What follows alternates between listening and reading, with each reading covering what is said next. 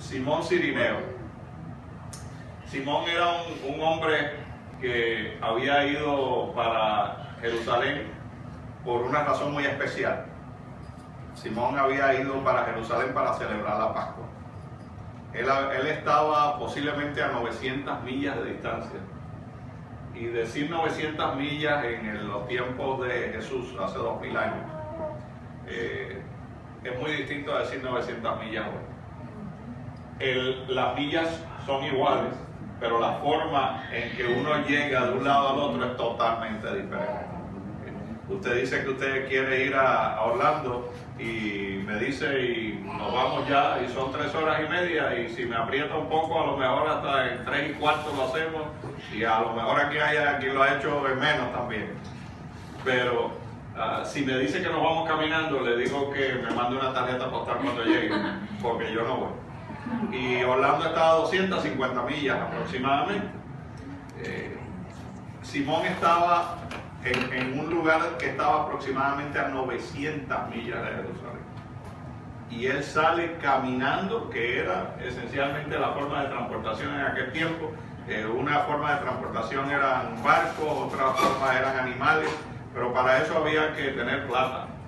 Y Simón, por lo que se ve, no era un hombre de mucha plata. Pues Simón fue para allá, para Jerusalén, y cuando llegó a Jerusalén se quedó maravillado de lo que estaba viendo.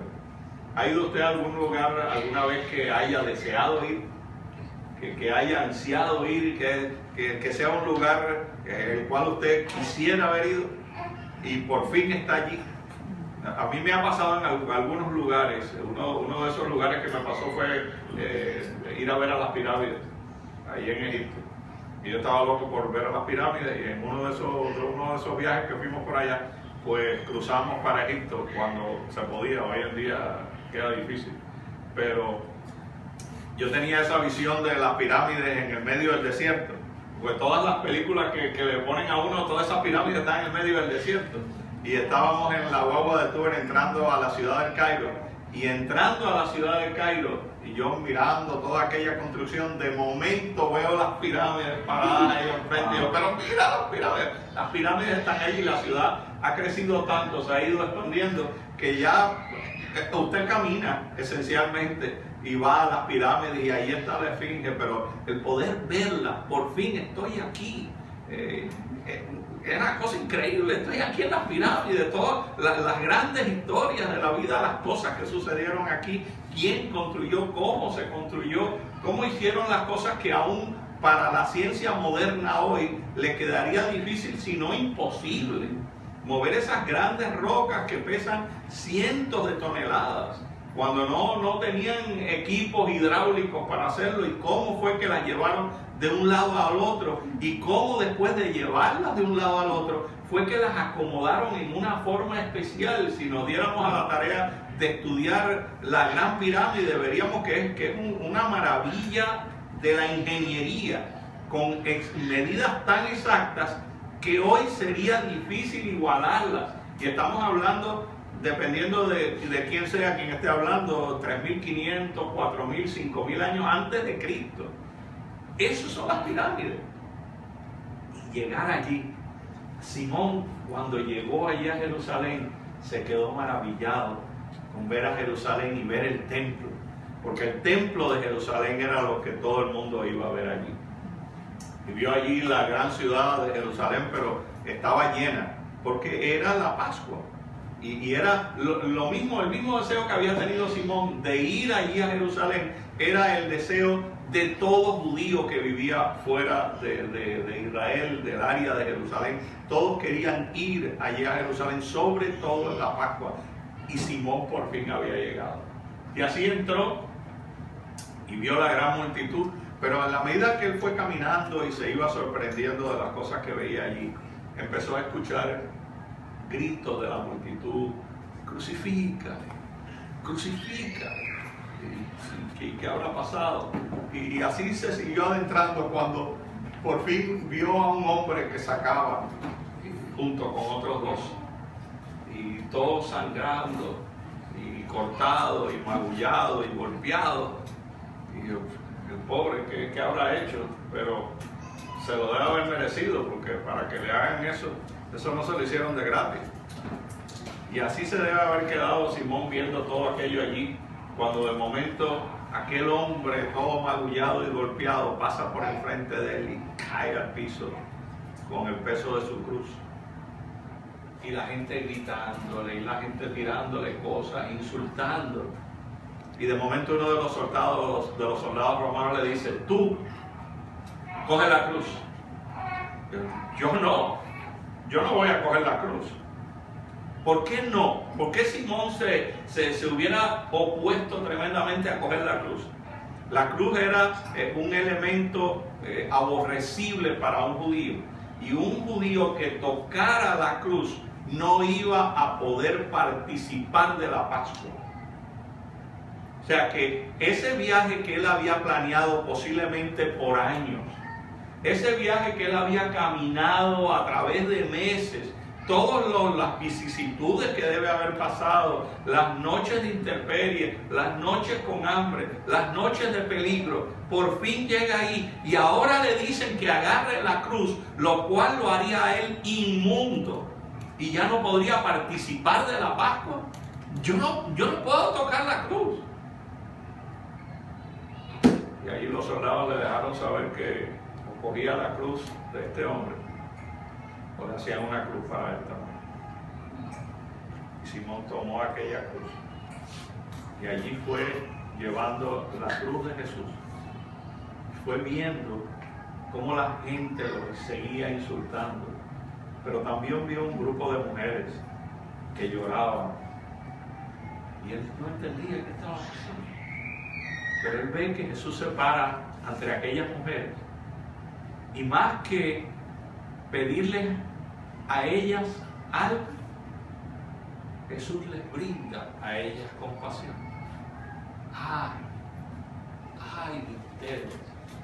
Y Él es el que está pasando las cosas. Y así Simón fue cargando aquella cruz y vio lo que habían hecho con aquel hombre. Él había escuchado de un llamado Mesías que supuestamente había estado allí. Y ahora decían que este era el Mesías. No puede ser el Mesías. El Mesías no permitiría que lo mataran así.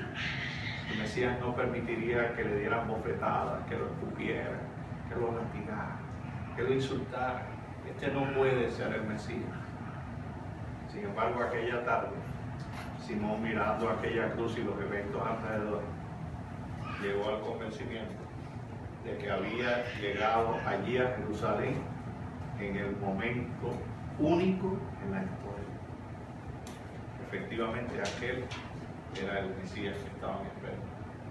Mis hermanos, ya han pasado miles de eventos importantes en la historia del mundo. Y si fuéramos a hablar de esos eventos importantes, verdaderamente necesitaríamos semanas para hablar de ellos. Pero no ha habido un evento más importante que ese evento que ocurrió aquel día allí en Jerusalén, porque el Salvador del mundo estaba dando la vida por los pecadores. Simón, aquella tarde, se dio cuenta de quién era el Mesías. Estuvimos viendo también a la sombra de la cruz cómo los soldados romanos estaban haciendo su trabajo. ¿Recuerdan? Haciendo su trabajo.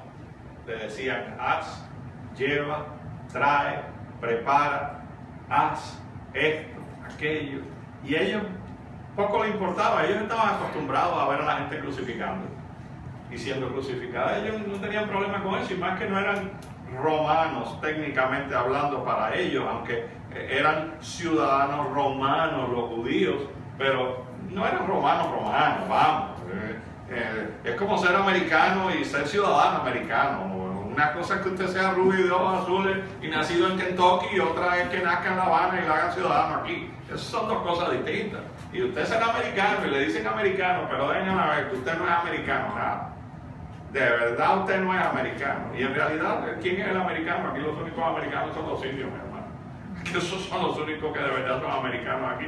Pero las diferencias entre la gente, ¿cómo nos empezamos a diferenciar? Y los romanos se sentían diferentes de los judíos, y los judíos se sentían diferentes de los romanos también. Los romanos estaban haciendo su trabajo, y los romanos llevaron a Jesús, y fue los que se encargaron de hacer todos los preparativos, y de preparar aquella cruz, y de que la llevaran, y en realidad pues también hicieron el trabajo de preparar a Jesús para aquella cruz, siguiendo los mandatos de su jefe. Mas sin embargo, aquellos romanos que habían estado haciendo su trabajo aquella tarde, enfrente a aquella cruz, vieron algo que jamás pensaron que hubieran visto. Y fue uno de sus centuriones, fue uno de sus líderes, el que parado delante de la cruz, después de haber hecho su trabajo, dijo: verdaderamente, este es el Hijo de Dios. Porque vio lo que había sucedido aquella tarde allí. Aquellos soldados habían estado haciendo su trabajo, y ahora muchos de ellos llegaron a entender quién era aquel Jesús. Vimos a una madre enfrente a una cruz con su hijo clavado. Nadie aquí ha visto eso. No los conozco. No los conozco. Pero estoy dispuesto a asegurar que aquí no hay ninguna madre que haya visto a su hijo colgado en una cruz para estar ahí arrodillada delante de esa cruz. Y María se estaría preguntando: ¿por qué? ¿Por qué? Eso no fue lo que me dijeron a mí. Recuerdo cuando el ángel se apareció en mi casa y me dijo: bienaventurada eres, María. Bienaventurada eres. Y me empezó a decir todas las cosas, y yo efectivamente me sentí bienaventurada. Hacían miles de años que todas las muchachas judías secretamente deseaban ser ellas la madre del Mesías. ¿Ha visto usted alguna madre que quiere que su hijo sea un médico, o quizás un abogado, o el presidente de los Estados Unidos? Yo quiero que mi hijo sea. Para las madres judías, el único yo quiero que mi hijo sea era el Mesías, porque ese es el que ellos estaban esperando. Y todas las madres esperaban eso. Pero María había sido escogida para ser la madre del Mesías. Bienaventurada soy, efectivamente soy. Me debo sentir dichosa de haber sido llamada por Dios. Y entonces cuando ella entra al templo con su bebé de 8 días para presentarlos, allí en el templo hay un pobre viejo que le había pedido al Señor que no le dejase cerrar los ojos sin ver al Mesías. Y aquel viejo estaba allí cuando María y José vienen a presentar a su pobre bebé. 8 días aproximadamente tenía. Cuando entrando por allí, Simeón toma a aquel bebé en sus manos y le dice al Señor: gracias. El Espíritu le había hablado: Simeón, tu deseo se ha cumplido. Has visto a mis hijas. Pero ¿saben qué le dijo Simeón a María? Una espada traspasará tu corazón. Una espada va a traspasar mi corazón. Usted está loco, viejo. Usted no ve que yo soy muy favorecido. Usted no ve que yo he sido la madre del Mesías. ¿Qué espada va a traspasar? Yo estoy teniendo el regalo más grande que Dios haya podido haber hecho en la historia del mundo. Y ahora María allí tirada, arrodillada, delante de aquella cruz. Yo no sé si se acordaba más del ángel. A mí me parece que se acordaba más de Simeón. Simeón tenía razón. Una espada traspasaba mi corazón. Y la pregunta seguía siendo: ¿por qué? ¿Por qué? ¿Cómo estoy yo aquí para ver a mi propio hijo?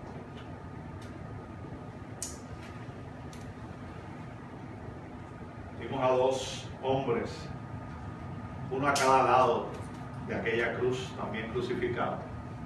La Biblia no dice los nombres de aquellos hombres. La tradición nos dice que los nombres eran Dimas y Gestas. Y en realidad los nombres no son importantes. Pueden haber sido Juan y Carlos, no importa. La tradición nos dice que eran Dimas y Gestas, uno a cada lado. Dimas y Gestas no habían sido hombres buenos.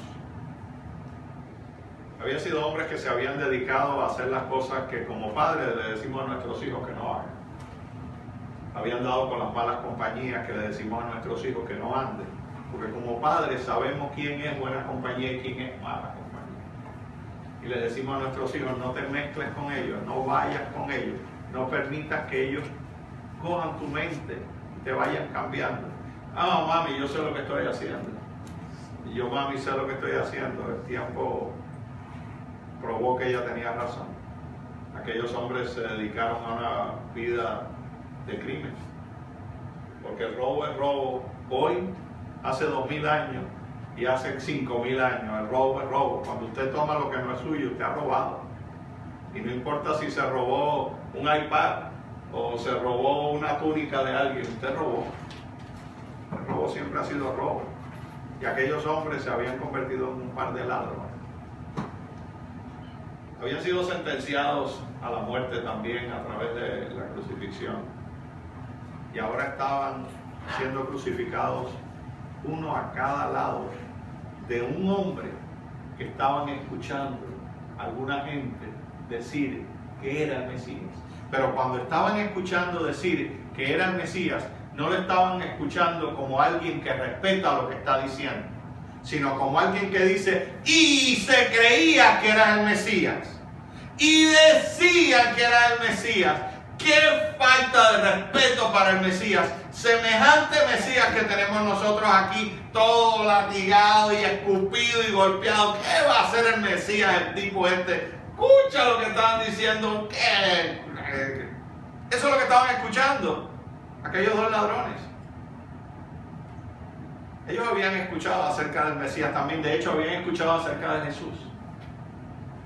Posiblemente hasta habían estado presentes cuando Jesús hablara. Y uno de ellos, agarrándose quizás del famoso clavo ardiendo, le grita a Jesús, si tú eres el Mesías, si tú eres el Hijo de Dios, bájate de esa cruz y bájanos a nosotros. En realidad no era Gestas el que estaba hablando. ¿Sabe quién estaba hablando? Satanás era el que estaba hablando. Satanás había tenido un plan muy definido con Jesús. No había podido matarlo, pero todavía podía derrotarlo. ¿Y tú sabes cómo podía derrotar Satanás a Jesús? Convenciéndose de que se bajara de la cruz. Lo trató de convencer en el Getsemaní. Jesús, esta gente no merece lo que tú estás haciendo por ellos. Esta gente no merece tu sacrificio. ¿Era verdad o no era verdad lo que estaba diciendo? Era verdad. Jesús, esta gente no cree quién tú eres. Yo sé quién tú eres, pero esta gente no cree. Tus profetas se lo habían dicho. Miles de años llevaban diciéndole los profetas que iba a venir. Y esta gente te creyeron. Cuando naciste y fueron los magos allí a verte, el gran Herodes buscó a ver dónde es que tú habías nacido. ¿Y a quién fue a preguntarle Herodes para ver dónde había nacido el Mesías? A los judíos. Dijeron unos hombres de Oriente que había nacido el Mesías. ¿Hay un Mesías? Sí. Viene un Mesías y nacerá en Belén. Eso era sabido por ellos. Habían miles de años que habían pasado y los judíos conocían exactamente la historia profética. Y ahora Satanás le dice allá a Jesús, esta gente no cree en ti, no creyeron en tus profetas. ¿Qué le hicieron a los profetas tuyos? Los mataron. ¿Y saben lo que te van a hacer a ti? Te van a matar también. Jesús, tú no eres el culpable de la decisión de ellos. Ellos decidieron escucharme a mí y no escuchar a Dios. Ellos fueron los que decidieron, tomaron su libertad, su libre albedrío para hacer lo que Dios les había dicho que no hicieran. ¿O fue que fuiste tú a decírselo? ¿Quién es culpable de que hubieran hecho y hubieran desobedecido a Dios? ¿Quién fue el culpable? Ellos. Mire, mi hermano, pocas veces Satanás nos acusará con cosas que no son verdad. Porque las cosas de las que Satanás nos acusa, delante de Dios y delante de nosotros, si somos honestos y nos ponemos la mano en el corazón, diremos, tienes razón. Y él tenía razón allí en el Getsemaní. Es por eso que el peso del pecado va cayendo sobre Jesús. Y Jesús le pide a sus discípulos que oren. Y mi hermano ni un rato pudieron estar orando con él allí. Pero no pudo aquella noche. Y ahora está luchando su última batalla. Jesús, si tú eres el Mesías, bájate de ahí. Y bájanos a nosotros. Y así seguiría gritando estas, mientras Dimas no pudo resistir más. Y le digo, cállate. ¿No ves que tú y yo nos merecemos lo que nos está pasando? Pero este hombre es inocente. ¿Qué dijeron que hizo? Porque tú y yo estábamos allí cuando Pilato lo juzgó. ¿Y qué trató de hacer Pilato con él? Soltarlo. En 3 ocasiones trató de soltarlo porque el mismo Pilato dijo, no encuentro crimen en él. Pero cuando nosotros nos juzgaron, la gente tenía razón de lo que estaba diciendo que nosotros hicimos. Y si no fueron 4 carros los que nos robamos, a lo mejor fueron 10, mi hermano. Porque no se enteraron de los otros 6. Pero los que dijeron que nos robamos, eso era verdad. Y tú y yo lo sabemos porque estábamos allí. Pero este hombre es inocente. Y veían a un hombre crucificado que ante la risa, los acusos y los insultos de la gente, lo único que hacía era mirar hacia arriba y decir, Padre, perdona, porque no saben lo que hacen. Y Dimas aquel día tomó la decisión de su vida. Hasta aquel momento habían sido 2 vidas desperdiciadas, pero nunca es tarde para encontrarse con el Señor. Nunca es tarde para encontrarse con el Señor. Lo que hay veces que nos toca encontrarnos en lugares que hubiéramos preferido no encontrarnos con Él. Hubiéramos preferido quizás no encontrarnos en una cárcel con Él. Hubiéramos preferido no encontrarnos homeless debajo de un puente con Él. Hubiéramos preferido no encontrarnos con Él en una silla de ruedas en un hospital o por ahí todo magullado. Hubiéramos preferido eso. Y a veces nosotros mismos nos preguntamos ¿y por qué? Y para muchos de nosotros la respuesta del por qué es porque no había otra forma de que tú llegaras a mí. Y por eso tuve que permitir. Y por eso a Dimas el Señor tuvo que permitir que fuera crucificado aquel día allí. Porque aquel día Dimas se encontró con el Señor. Señor, acuérdate de mí cuando vengas en tu reino. Mire, mi hermano, y no hay nadie que el Señor le haya dicho unas palabras más dulces que las que le dijo a Dimas. No se lo habrá dicho en su mejor momento, pero no hubo una palabra más dulce para alguien que la promesa que el mismo Jesús le dijo. Estarás conmigo en el paraíso. Hermano, ¿y qué haríamos nosotros?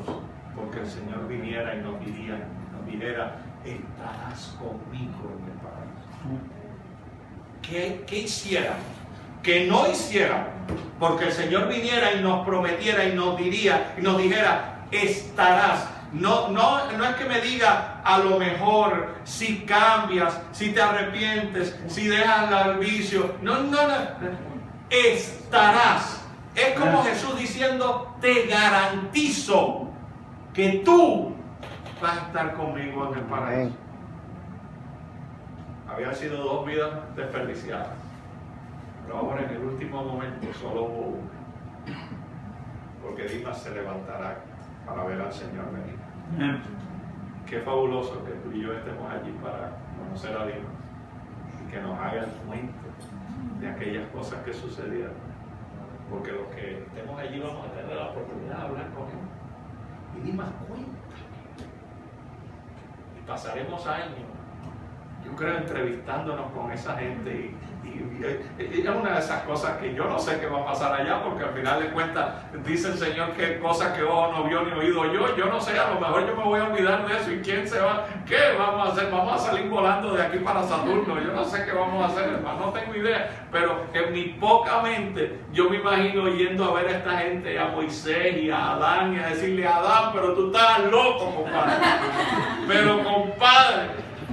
Y entonces capaz que me diga: es que Eva, yo le voy a decir: hermano, no hay remedio con esto, compadre. Tú tenías que haberle dicho Eva, pero suelta. Y cuando pasó tenía que haber dicho: Señor, pero ¿qué hiciste? Te enamoraste. Óigame, que en clase de rollo se mete uno con ese amor, hermano. Qué cosa más grande. Óigame.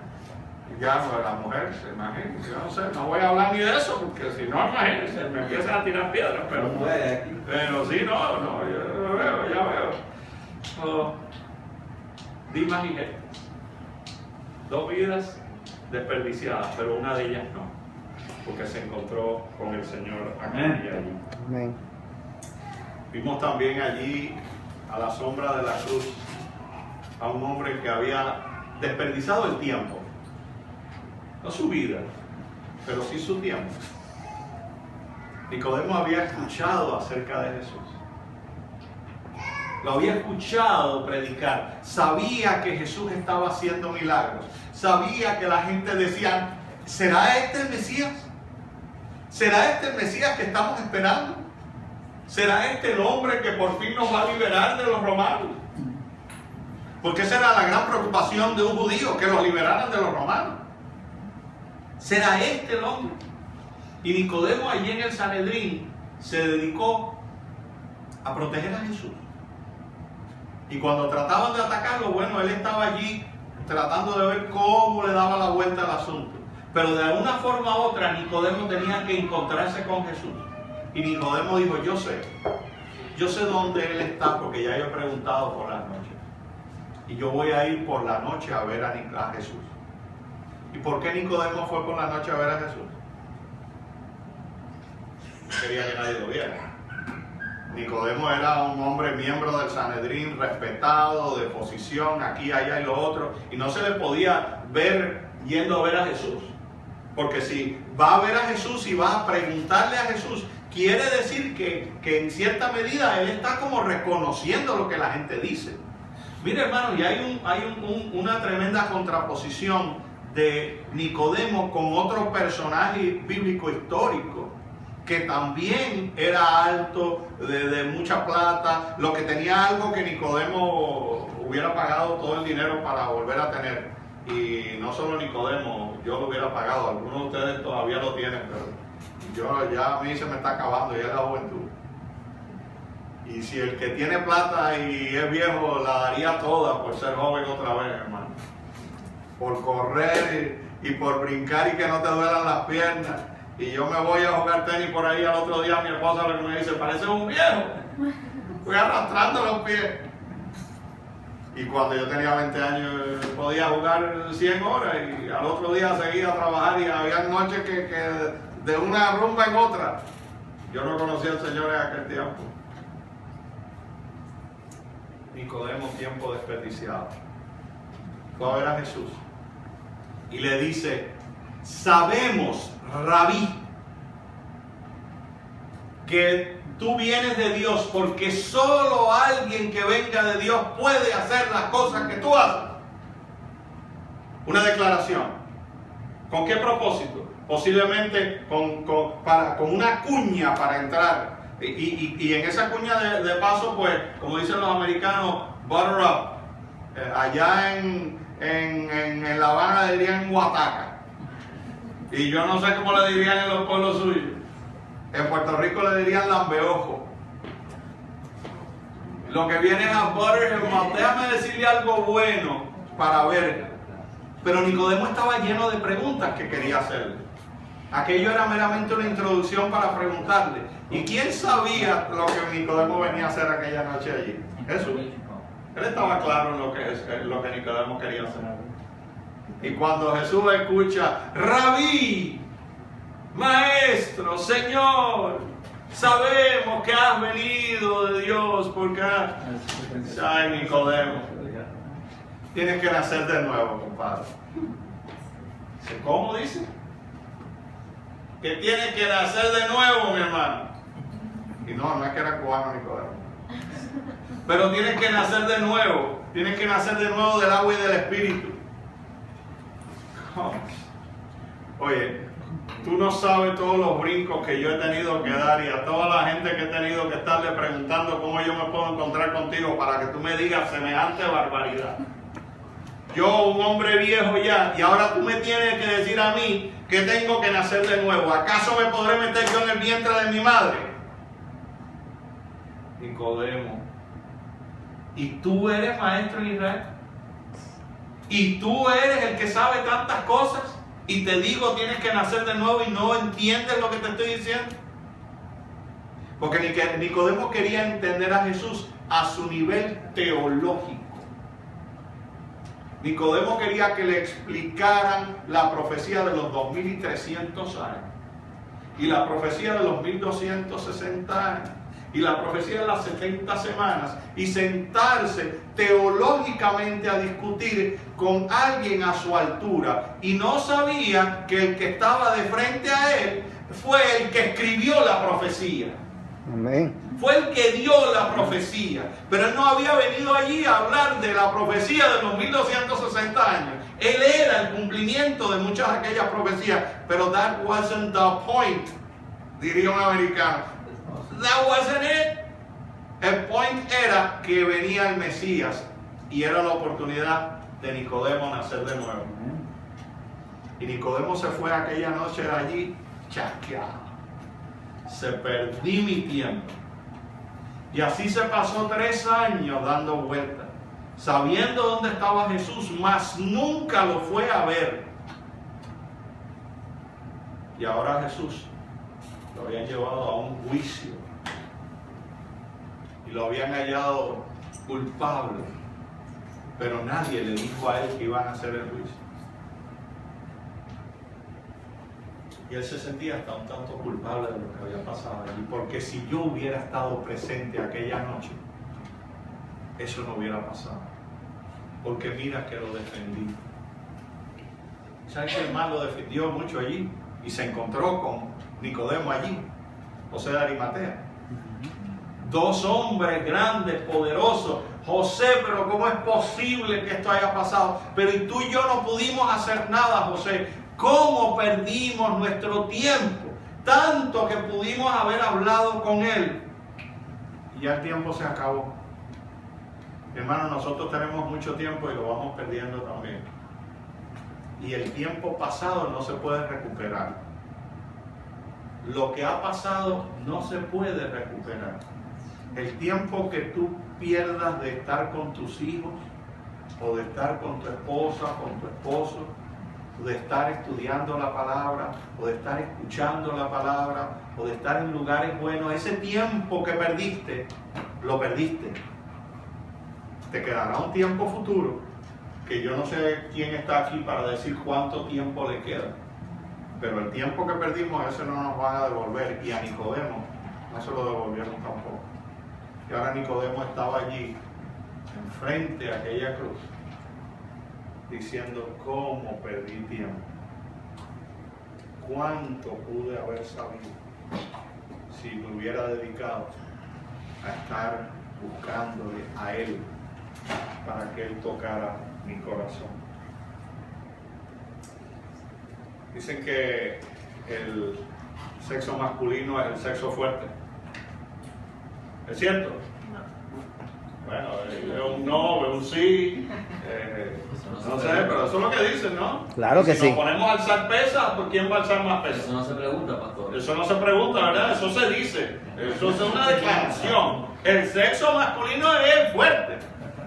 Y entonces ahora cuando yo miro alrededor de la cruz y yo me pregunto, ¿y dónde están los fuertes discípulos de Jesús? ¿Sabe dónde yo me contesto eso? Nosotros no somos tan fuertes como nos imaginamos.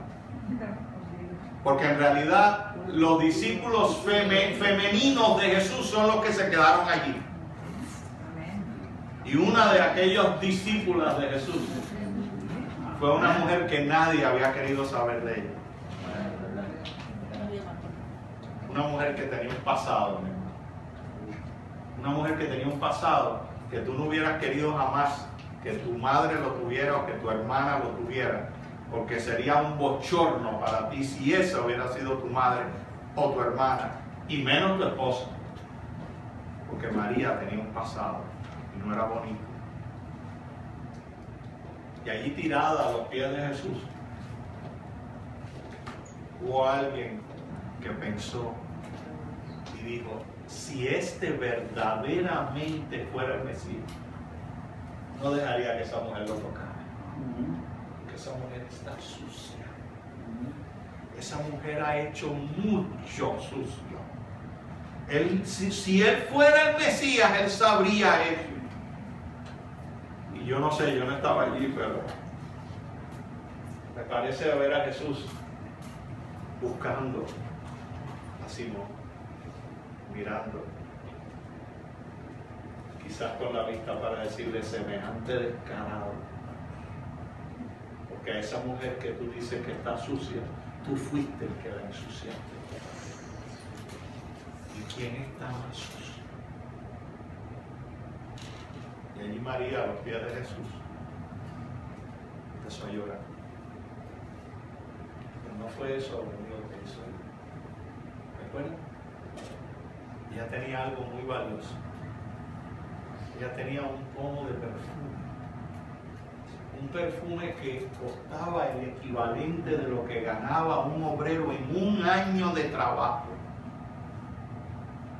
Y ella había guardado un año de su trabajo para comprar aquel pomo de perfume.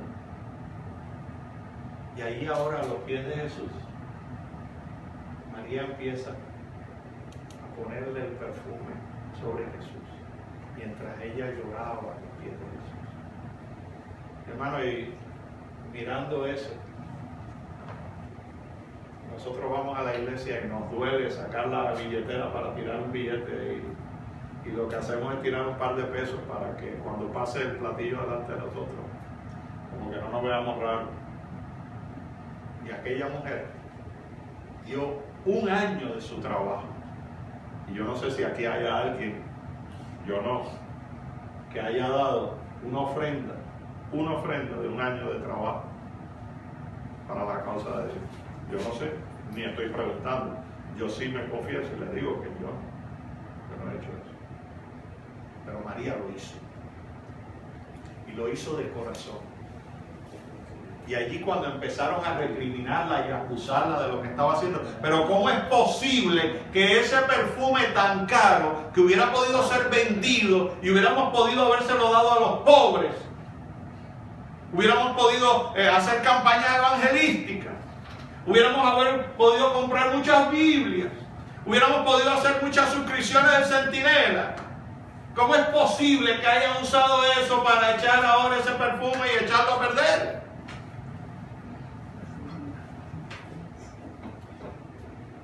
El Señor sabía lo que María estaba haciendo, aunque ella posiblemente no lo sabía. Él sabía que aquello iba a ser algo que iba a indicar lo que él le iban a hacer un poco de tiempo más tarde. ¿Qué hacían con los muertos ellos? Los judíos no los embalsamaban. Los judíos se los llevaban y los preparaban con perfumes y con ungüentos. Y después los cubrían con telas, con lino. Para en realidad tapar lo inevitable. Porque ese cuerpo muerto, unos días después, No había un perfume que parara lo que iba a salir de ahí.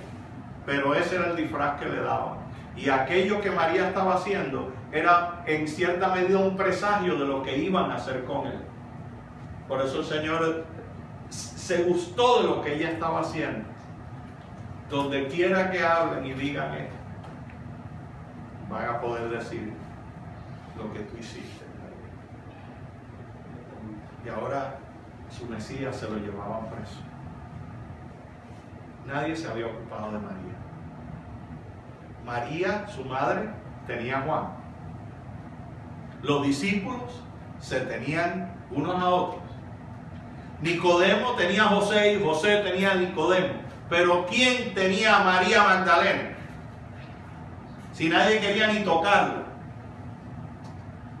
Y ahora ese hombre, el cual escuchó mis confesiones, el cual me perdonó, el cual me levantó, con el cual yo caminaba, por el cual yo di todo lo que tenía, ahora está allí muerto.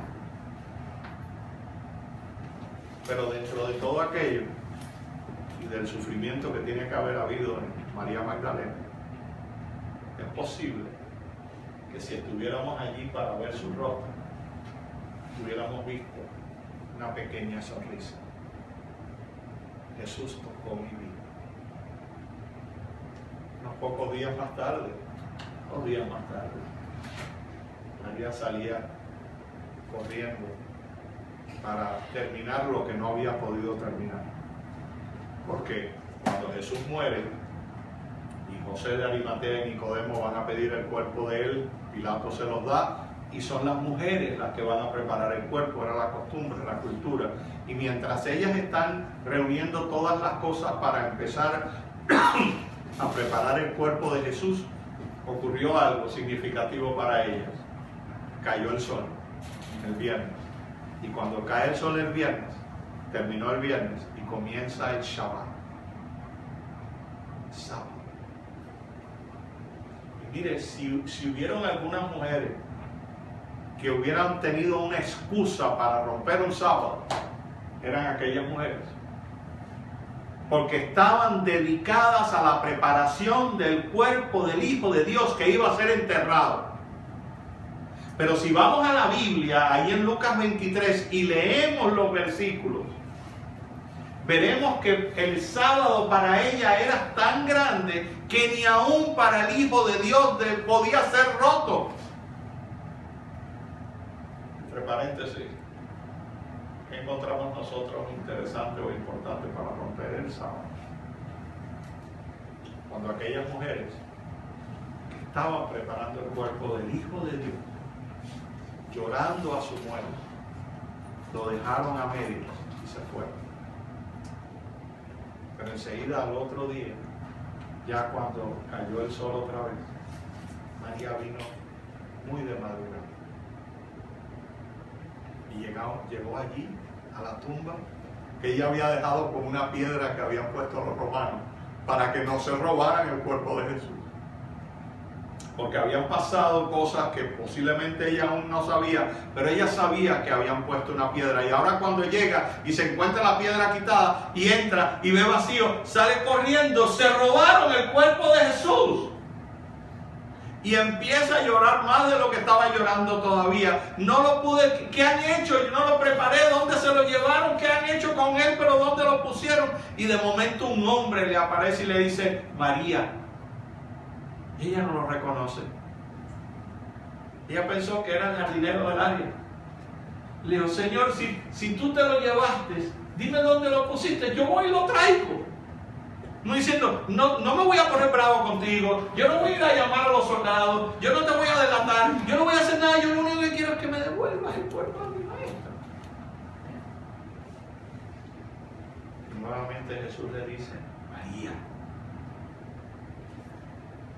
Rabí. Y cuando va a agarrarlo, Jesús le dice, no me toques, no he subido todavía al Padre. Mira, hermano,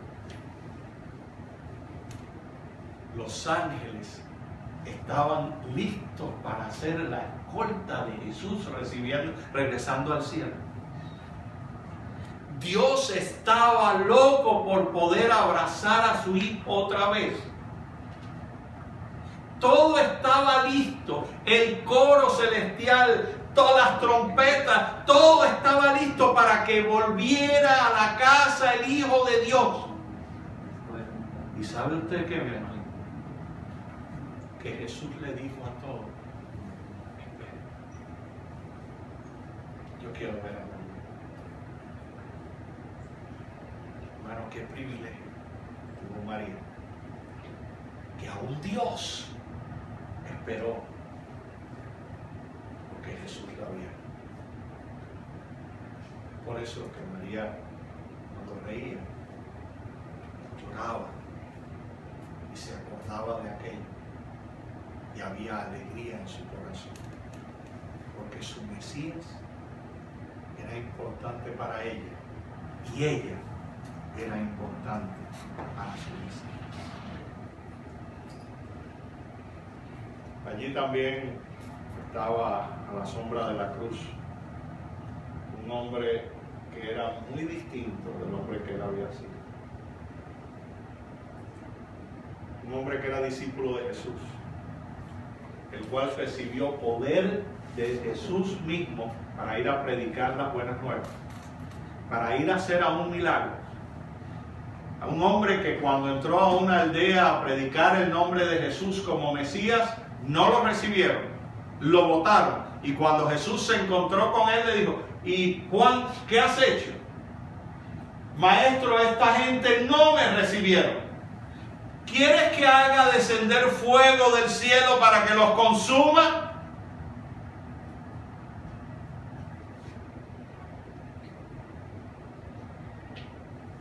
Juan, la verdad que no has entendido todavía para qué yo vine. Juan, yo no vine a quemar a nadie, yo vine a salvar. Límpiate el polvo de tus zapatos y sigue adelante. Pero yo no vine a hacer caer fuego para que la gente se quemara. Yo he venido a salvarlos del fuego, hermano, no a quemarlos. Aquel Juan, llamado hijo del trueno, que cuando abría la boca lo que salían eran palabras que no osaríamos nosotros decir aquí, ahora se encontraba delante de Jesús. Y por lo que muestra el relato bíblico, es el único de los discípulos que se quedó allí. Y ahora está acompañando a María. Y escucha al Señor cuando le dice: hijo, ahí tienes tu madre. Madre, ahí tienes tu hijo. Aquel Juan que había comenzado queriendo quemar a la gente, fue tratado de quemarse. A él lo trataron de quemar y no pudieron quemarlo. A él lo echaron en una olla ardiendo y no pudieron hacer nada con él. Y lo único que pudieron hacer con él fue tirarlo en una isla donde lo único que había eran 4 cabras allí. Pero bueno, mira, así, como no podemos quemarlo, como no podemos callarle la boca, como no podemos meterlo en un calabozo y que no hable más nada, lo vamos a mandar para una isla donde no hay nadie a quien le pueda predicar. Si quiere predicarle, que le predique a las cabras, man. Y no sabían que todo aquello era parte del plan profético, porque allí en la isla de Patmos es que Juan recibe la gran revelación de parte de Jesucristo. Los planes del hombre y de Satanás, una vez más, el Señor hace lo que Él quiere porque Dios está en control. Amén. Y aquel hombre, hijo del trueno, lo vemos después siendo el discípulo amado, el Juan del amor, el que nos dice: de tal manera amó Dios al mundo que ha dado a su Hijo unigénito para todo aquel que en Él cree no se pierda, mas tenga vida eterna. ¿Pudo haber entendido eso un hombre que quiso hacer bajar fuego del cielo para quemar a la gente? No por sí mismo, ¿verdad? Tuvo que entenderlo allí a la sombra de la cruz. Allí fue que él vino a entender esas palabras. Allí fue que él vino a encontrarse con su Salvador. Fue allí. Otro personaje que estuvimos viendo allí a la sombra de la cruz también un hombre que lo tuvo todo. También tenía dinero, también tenía posición, también tenía respeto. Cuando él llegaba, era como si Moisés hubiera dicho que se abra el mar, porque llegó Caifás, el sumo sacerdote. Caifás no había una sola comida que tuviera que pagar, hermano, porque donde quiera que él fuera a comer había siempre alguien que le pagara la comida, y si no había quien se la pagara, el dueño del mesón le decía: usted no tiene que pagar, su dinero aquí no sirve, usted es el sumo sacerdote, usted es el representante de Dios aquí entre nosotros. Usted es el que entra al lugar santísimo una vez en el año para hacer la expiación por los pecados de todo el pueblo. Todos esos pecados que han ido cayendo sobre el templo, usted es el hombre que tiene que limpiarlo. Y usted tiene que estar limpio para que entre ahí, porque si no, no puede hacer su trabajo y usted mismo morirá. Usted es un gran hombre. A manera de ilustración, era el Papa de su tiempo. Y si hoy el Papa viniera aquí a Miami y quisiera comerse un bistec empanizado en Versalles, ¿qué usted cree? ¿Le iba a tocar sacar la cartera para pagar el bistec empanizado? Yo creo que no. Y si le hubiera dado por ir a ver el juego de los Marlins, tenía que ir a comprar taquilla para ir a ver el juego de los Marlins. Más bien que lo hubieran cogido y lo hubieran pasado por unas puertas, unos pasadizos especiales y cosas, y buffet, y aquí, allá y lo otro. Óigame. Y lo hubieran hasta anunciado. Aquí está. Ese era Caifás, un hombre que lo tenía todo, pero que tenía dentro de ese todo, tenía una espina clavada aquí en su costado, porque había alguien que le recordaba que él no era lo que él pensaba que era. Él no era tan grande como él pensaba que era. Él no era tan especial como él pensaba que era. Él lo que era un instrumento satánico en contra de Jesús. Pero aún a Caifás Jesús quería sanarlo. Aún a Caifás Jesús quería alcanzarlo. Pero aquel hombre lo que se dedicó fue a preparar trampas para él. Vayan y pregúntenle: ¿hay que pagar impuestos a los romanos? ¿Había que pagar impuestos o no había que pagar impuestos? Sí, había que pagar impuestos. Entonces usted le preguntaba a Jesús: ¿y hay que pagar impuestos a los romanos? Mire, mi hermano, y cualquier respuesta que usted diera estaba mal. Porque si usted se le ocurría decir: sí, hay que pagar impuestos a los romanos, entonces le decían a los judíos: ustedes ven, este es un traidor, igual que los mismos publicanos que están por ahí ganándose el dinero, cobrándolos a nosotros para después no reportarlo y cobrándonos doble de paso también. Este es igual de traidor que los mismos publicanos que nosotros no queremos ni sentarnos a la mesa con ellos. Ese es un traidor. Este no es un judío que merezca nuestro respeto. Y si se le hubiera ocurrido decir: no hay que pagar impuestos, entonces pues se vira para los romanos. Este hombre está diciendo que no hay que pagar impuestos. Ustedes conocen al famoso artista Wesley Snipes. Quizás de nombre a alguno no le suene, pero si lo ven en una película va a decir: seguro lo he visto 700 veces en películas. Pues a Wesley Snipes se le ocurrió decir que él no tenía que pagar impuestos, porque es inconstitucional, porque hay un esto y un aquello, todos los argumentos esos que usted se mete en el internet y le empiezan a llenar la cabeza de cosas diciendo que es inconstitucional que le cobren impuestos. Y entonces cogieron a Wesley Snipes y lo acusaron y lo llevaron a la corte y le dijeron: compadre, usted tiene que pagar impuestos, y para que entiendas el concepto te vamos a meter 3 años preso. Para que vayas entendiendo el concepto, compadre. Y ya Wesley Snipes salió y ahora tiene una película por ahí. Yo estoy seguro que va a pagar sus impuestos, ¿sabes? Porque hay que pagar sus impuestos. Pero cualquier respuesta que diera Jesús estaba mal, aparte de la respuesta que él dio. Y todos conocemos la respuesta: dar a Dios lo que es de Dios y al César lo que es del César. ¿Y qué dijo? Y ahí mandaba otra gente a preguntarle: averigüen qué está diciendo. Bueno, no sé, estaba hablando de un hombre que estaba sembrando y estaba tirando una semilla y venían unos pájaros y la semilla caía en una piedra y después venía un viento. Yo no sé de qué habló. Pero compadre, usted no estuvo allí. Sí, yo estaba allí, pero yo no entendí nada de lo que dijo. Pero esa espina estaba clavada ahí en su costado. Y por fin preparó unos falsos testigos para un juicio ilegal. Porque el juicio que le hicieron a Jesús era ilegal dentro de las leyes judías. Había una serie de leyes y formas que ellos tenían que llenar para poder hacer un juicio, los cuales rompieron con el juicio de Jesús. Entre ellos el hecho de que se hiciera de noche, que los juicios no se hacían de noche. Y se hizo más bien como que en secreto, que los juicios no se hacían así. Y entonces ahora le buscan testigos a Jesús, testigos falsos. Y empiezan a cuestionarlo y ellos mismos le están preguntando las historias que le dijeron. Cuando yo te pregunte, di tal, tal, tal, tal.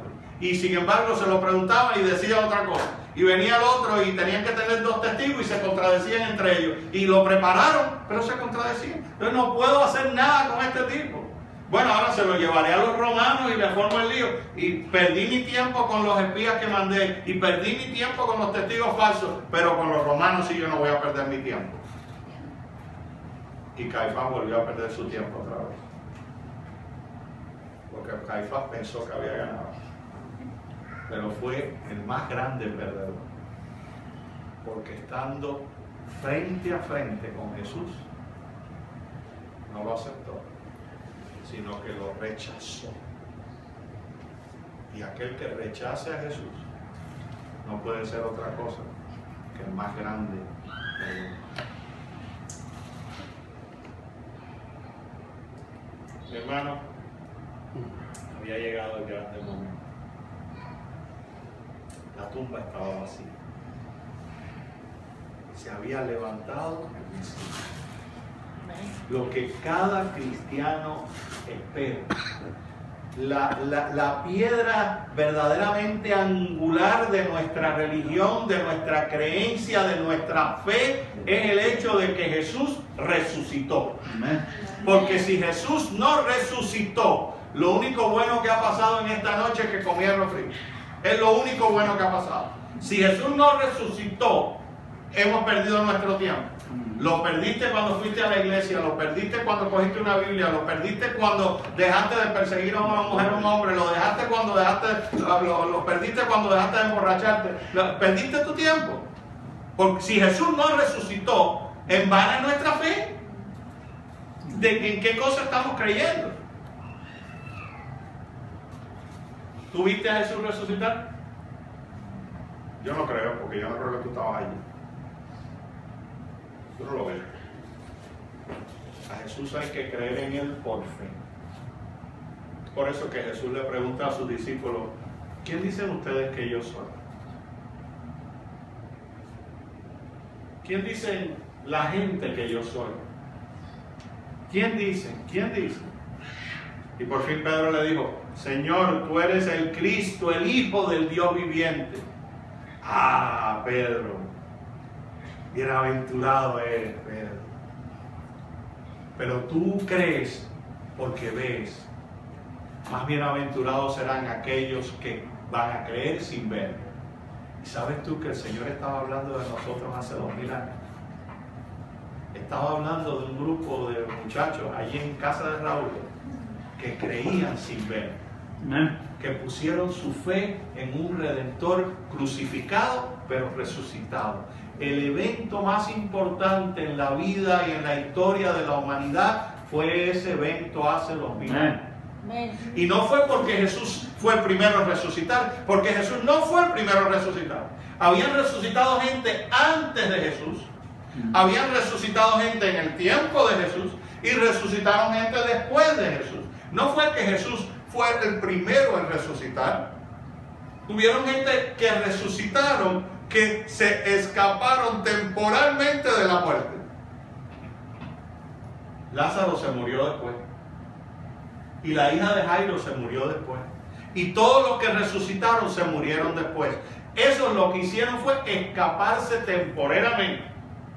Se esquivaron. pero al final de cuentas tuvieron que pagar la cuenta.